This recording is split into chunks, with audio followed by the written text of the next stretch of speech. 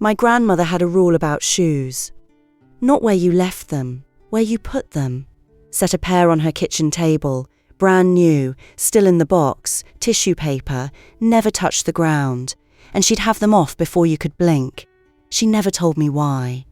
"We just don't," she'd say. And that was the end of the conversation. It took me the better part of 40 years to find out what she was actually afraid of.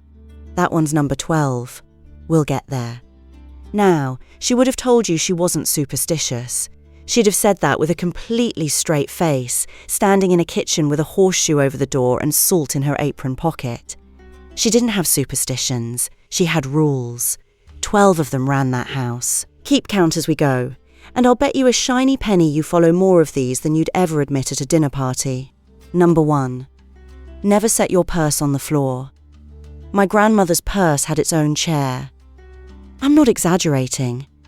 There was a kitchen chair nobody sat in, because that's where the purse went, like it was a guest we were all a little afraid of. She said it the way other people read the weather. Not a warning, just how the world worked. The thinking goes like this. Your purse holds everything you've got. Your money, your keys, your whole life zipped into one bag. Set it down on the ground and you've told the world you don't respect it. And what you don't respect walks away from you. The fix is easy. Back of a chair, a hook, your lap, a clean table. Anywhere but the floor. I'm 55 years old. I have never once set my purse on the ground. Draw your own conclusions. Number 2. Never open an umbrella inside the house. This one I tested. Once. I was maybe 7. It was raining, and I wanted to see what all the fuss was about. I got it halfway up before she crossed that kitchen faster than I have ever seen that woman move. There are 2 stories about where this comes from, and I like them both. The first one's practical. Back in Victorian times, umbrellas were big, heavy contraptions with metal spokes and a stiff spring, and when one of those went off in a small room, somebody got hurt. Vases, lamps, faces. It was less a superstition and more a public safety announcement. The second one goes back much further. The story is that the umbrella was made to shade you from the sun and to open one indoors, where the sun couldn't reach you anyway, was an insult, a little jab at something much bigger than you, and it noticed.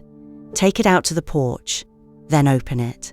Number 3, no whistling in the house. You could whistle in the yard. You could whistle on your bike halfway down the road. Cross that threshold with a tune going and you got the look. There was a rhyme that used to go around. Whistling girls and crowing hens always come to some bad end. Charming, isn't it? Somebody put that to music. But underneath the rhyme, the belief was simpler and stranger than that. Whistling calls things. Money can hear it. You whistle, and you're whistling your money right out the door. And something else can hear it too. Something that wasn't invited. Something that hears a cheerful little tune drifting out of a house and thinks, well now, that sounds like a nice place to be. The miners believed it hardest. Men who spent their whole lives underground would not whistle down there. Not one note. Because in the dark, you never want to be the loudest thing in the room. Number 4. Spill the salt, throw it over your shoulder. Everybody knows this one. Almost nobody knows why, and the why is better than you'd think. Salt used to be money. Real money. It was how you kept meat through a winter, and before refrigeration that wasn't seasoning. That was the difference between eating in February and not eating in February. The story goes that Roman soldiers were paid in the stuff, and that's where we get the word salary. So spilling it wasn't clumsy. It was throwing away food, money, and a little piece of your future, all across the floor at once. Then there's the other half of it. The old belief puts the devil at your left shoulder, waiting. Spilled salt gets his attention. So you take a pinch of what's left and you throw it back over that left shoulder, right in his eye. And you don't look. You never look. My grandmother did this her entire life. She also never once explained who she was throwing it at. So that's the money and the luck. 4 rules about what you keep and what slips away from you. The next 4 are a different animal. Those are about the house itself. Because the way she talked about that house, it wasn't a building. It was something that lived there with us, and it was listening. Number 5. Never take an old broom into a new house. When my aunt got married and moved into her first place, my grandmother turned up on the doorstep with a brand new broom and the face of a woman delivering medicine. The old broom has been sweeping the old house. It's been through every argument in that place, every bad month. Every night somebody sat crying in the kitchen at 2 a.m. All of that is in the bristles. Carry it across a new threshold and you've carried the whole mess in with you, and now you're sweeping your new floors with your old troubles. New house, new broom. And here's the part people forget. You buy it. You don't borrow it. You don't take it as a hand-me-down, because then it isn't new. It's just somebody else's old broom with a bow on it. My aunt kept that broom for 31 years. Never swept with it once. Just kept it. Number 6. Don't sweep after dark. Different rule, same broom. That thing was a loaded weapon in her hands. Once the sun went down, the broom went in the closet and it stayed there. Sweep at night and you're sweeping your luck straight out the door along with the dust. Some folks said worse, that you'd sweep the good right out of your family, one grain at a time, and never notice until it was gone. There's a version of this where it's about the dead, that after dark, your people come back and stand quiet in the corners of the rooms they used to live in. And you don't go sweeping around their feet. It's rude. You'd never. If you absolutely had to sweep, you swept inward, toward the middle of the room, never toward the door, and never, ever across the threshold. And you did not sweep over somebody's feet. That one had a whole rule of its own, and we would be here all night. Number 7. Stop a rocking chair before you walk away from it. This is the one that still gets me. I'll be honest with you. You stand up out of a rocking chair and it keeps going a while. That's just physics. But the old belief says a rocking chair doesn't rock empty. If it's moving, something's in it. And if you get up and walk off and leave it going, you've offered the seat. You've said, go on, sit down, make yourself comfortable. It's an Irish idea that came across the water and settled deep into the mountains here, and it never left.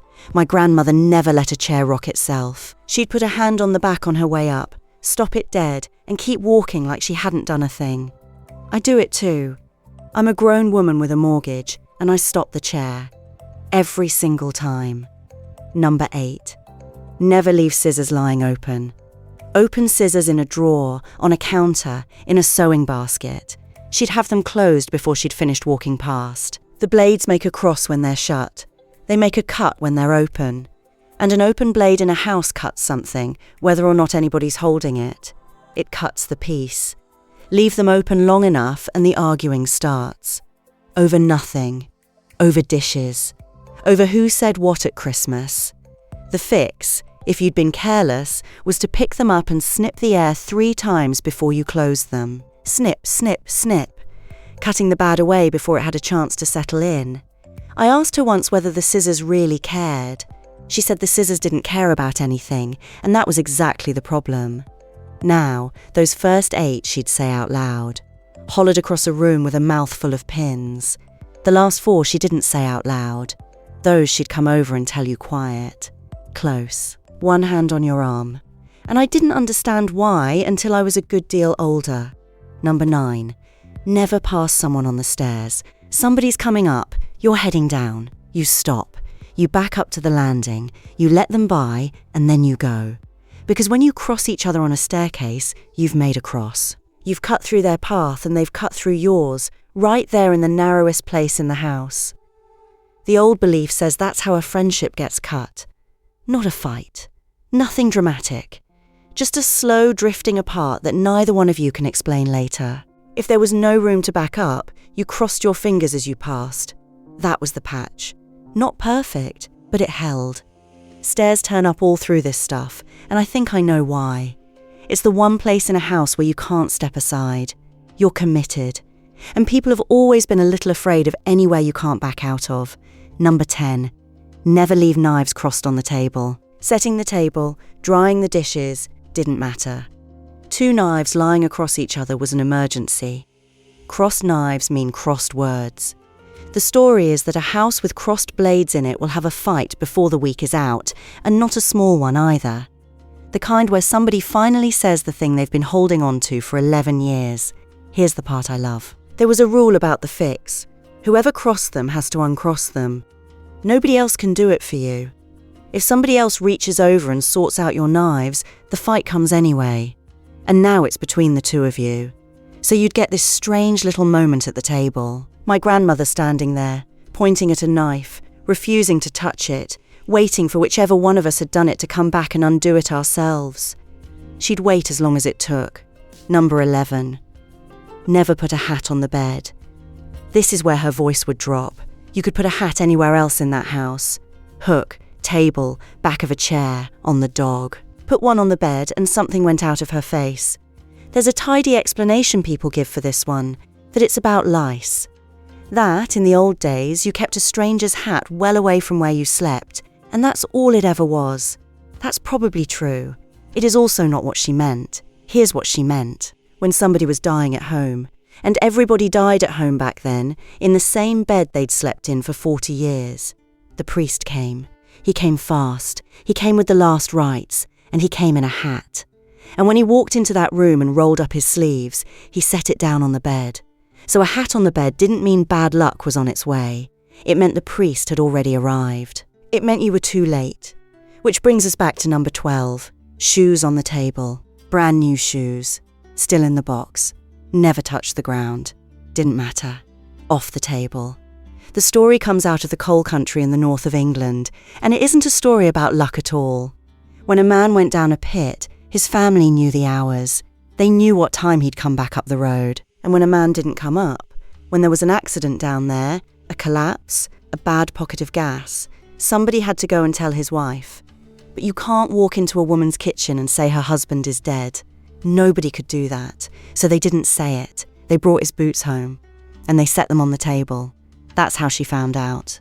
She'd come in from the yard, or she'd turn around from the stove with a dish towel in her hand, and there would be his boots sitting on her table.